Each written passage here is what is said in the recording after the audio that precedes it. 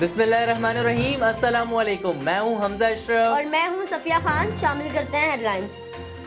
कोई हुकूमत अकेले कोरोना जैसे बड़े चैलेंज का मुकाबला नहीं कर सकती।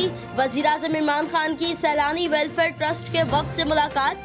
कहा कौम में कमजोर तबकों की फलाह बहबूद के लिए दिल खोल कर हिस्सा लिया। वज़ीर-ए-आज़म से PTI सिंध के रहनुमा अली आदिल शेख की भी मुलाकात। इमरान खान ने कहा कोरोना के साथ साथ गुर्बत से निपटना बड़ा चैलेंज है। एहसास कैश इमरजेंसी प्रोग्राम तमाम सियासी सरगर्मियों से बालातर होकर मेरिट पर चलाया जा रहा है।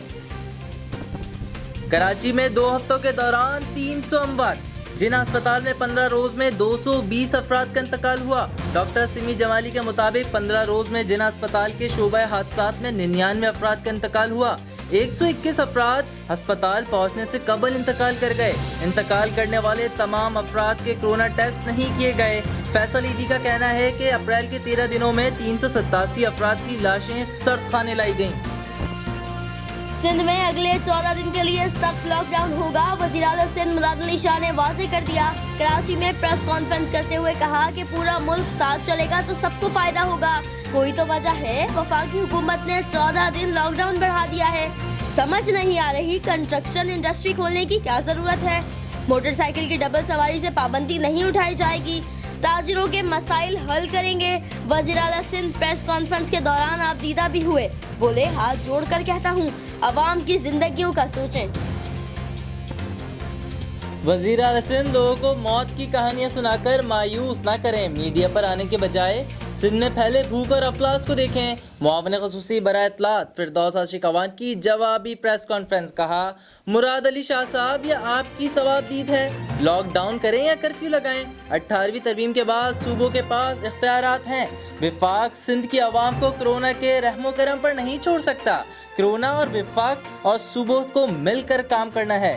विफाकी वजीर अली जैदी बोले हमारी तनकीद से बड़ी नाराजगियां हुई।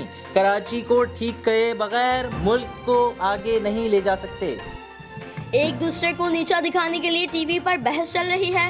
वफाकी और सूबाई हुकूमतों के अलग अलग बयानिए हैं। PSP के सरबराह पाक सरजमीन पार्टी मुस्तफ़ा कमाल की हैदराबाद में गुफ्तगू।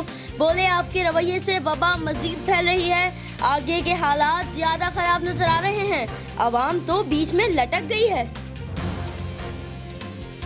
क्या खोलना है क्या नहीं, अवाम हू बहू का शिकार। इस्लामाबाद, लाहौर, कराची, कोयटा में कारोबार जुज़वी बहाल। सड़कों पर रश बढ़ गया।